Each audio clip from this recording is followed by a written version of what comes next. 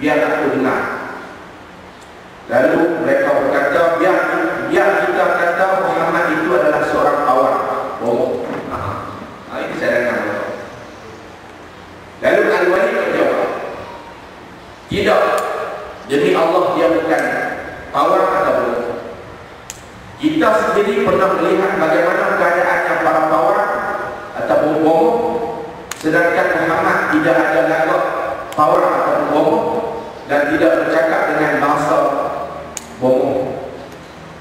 Mereka berkata lagi, kita katakan dia seorang yang gila. Lalu jawab Al-Walid, dia bukan kelihatan seperti orang gila. Kita telah melihat Nabi gila dan kita tahu benar tentangnya. Dia tidak kelihatan seperti dirasuk, bercelaru fikiran dan tidak bertuah. Lalu mereka berkata, kita katakan dia sebagai seorang penyair. Jawabnya, dia bukan kelihatan seperti penyair karena kita sendiri tahu tentang syair dalam semua seginya, baik hijaznya,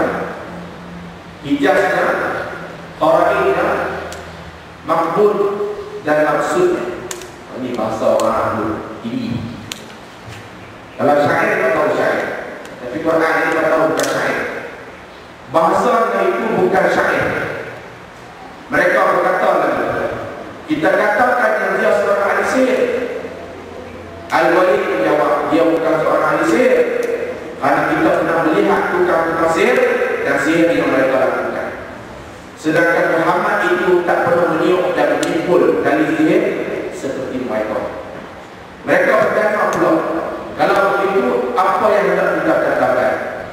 Lalu Al-Walid menjawab, demi Allah, ucapan Muhammad itu sungguh sedap didengar, akarnya semerbak harum dan rantingnya berubah. Apa saja cadangan yang kamu sebutkan ini pasti diketahui bahwa ia yang palsu. Tetapi cadangan yang paling hampir ialah kamu mengatakan dia seorang tukang sihir. Dia datang dengan kata-kata yang memukau, dia dapat mencerai beraikan antara anak dan ayah, suami dan isteri. Seseorang dengan keluarganya dan dengan sebab sihir itulah mereka bercerai-berai. Jadi cadangan yang diterima berkenaan dengan mereka menuduh Nabi SAW sebagai seorang sihir. Jadi setengah riwayat menyebut bahawa apabila Al-Walid menolak semua cadangan yang diberikan, mereka berkata, tunjukkan kepada kami cadangan yang tidak ada pencacatan. Lalu dia menjawab, berikan masa untuk berfikir. Maka teruslah Al-Walid berfikir dan berfikir sehingga dia menyampaikan pandangan kepada mereka seperti yang telah disebutkan tadi. Jadi golongan ini mereka akan menuduh baginda Nabi SAW sebagai seorang ahli sihir, seperti yang disebutkan riwayat ini di dalam kitab Sirah An-Nabawi. Jadi kepada Al-Walid Allah Azza wa Jalla menurunkan ayat 16 surah Al-Mudaththir, yaitu dari ayat 11 hingga 16. Di dalam ayat itu diceritakan perihal bagaimana dia berfikir, yang mana Allah Azza wa Jalla berfirman,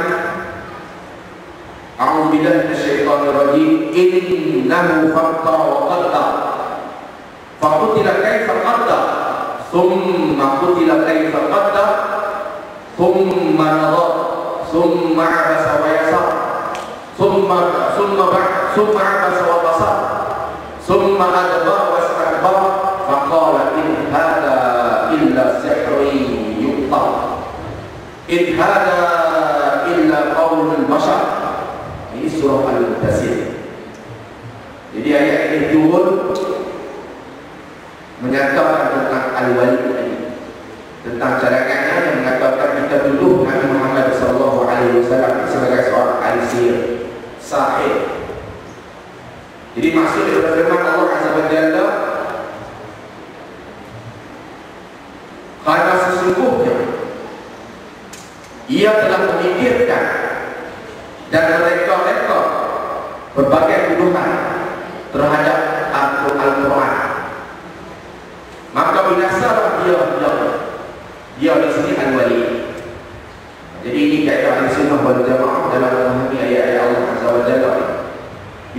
tahu sirah ni, kita tahu sebab turun ayat, kalau kita tahu Allah tunjuk ayat kepada siapa. Itu kaedah Ahlussunnah wal Jamaah memahami ayat Allah Azza wa Jalla. Jadi ayat yang Allah kata kalau sesungguhnya dia al-walid telah memikirkan dan mereka-reka berbagai tuduhan terhadap Al-Quran, maka binasa dia al-walid hendaknya. Bagaimanakah dia berani mereka-reka yang demikian, kemudian dia merenung dan memikirkan berkali-kali jalan, mencari cara jalan-jalan mencaci Al-Quran, tetapi dia al-walid tetap gagal. Setelah begitu dia memasangkan muka serta dia pertama masang betul, kemudian dia berpaling dari kebenaran dan berlaku sombong angkuh, serta dia berkata Al-Quran ini tidak lain hanyalah sihir yang dituntut serta dipelajari dari ahli-ahli. Ini tidak lain hanyalah kata-kata rekaan manusia. Ini kata-kata al-walid. Coba al-walid berfikir. Disebut oleh Allah Azza wa Jalla, dirakamkan di dalam Al-Quran ayat 9 hingga ayat 6. Jadi kalau kita tak mengkaji sirah, kita takkan faham ayat-ayat yang diwahyukan oleh Allah Azza wa Jalla kepada Nabi Muhammad SAW di dalam Al-Quran. Jadi ayat 11 dan ayat 16 ni turun berkatakan tentang pemikiran al-walid. Cadangan dia nak kata apa Muhammad, nak tuduh dia. Jadi kesudahan dia tuduh kata sihir, ahli sihir. Jadi Quran itu pun dituduh sebagai sihir. Setelah bersetuju untuk menerima keputusan tersebut, keputusan yang diberi al-walid tadi katakan Muhammad sihir, Quran sihir, mereka pun mula melaksanakannya. Mereka duduk di pinggir-pinggir jalan ketika orang ramai telah mula datang untuk menunaikan haji. Setiap orang berlalu-lalu di jalan-jalan itu, mereka sampaikan amaran agar berhati-hati terhadap Muhammad. Dan mereka pun menyebutkan perihal Muhammad itu sebagaimana yang mereka rancangkan kejahatan mereka. Jadi orang yang mengetuai tindakan itu ialah Abu Lahab. Ketika Rasulullah SAW pergi menjumpa manusia semasa musim haji di rumah-rumah mereka di pasar Uqas, Majannah dan di Al-Majas untuk mengajak mereka kepada agama Allah, pada masa itu Abu Lahab mengikut di belakang sambil berkata, jangan ikut cakapnya, dia ini orang yang keluar agama dan berhubung. Ini Abu Jahal, ini kerja Abu Jahal, Alimah. Ini setan manusia dan termasuk dalam golongan Alimah yang Allah. Abu Jahal, Abu Lahab. Ini kerja Abu Lahab.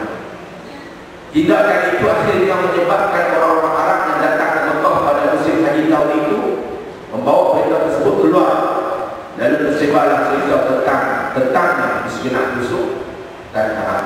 Ini kejahatan yang dibawa oleh orang yang Allah laknat, itu Abu Lahab. Jadi panggil Al-Quran sebagai syaitan manusia.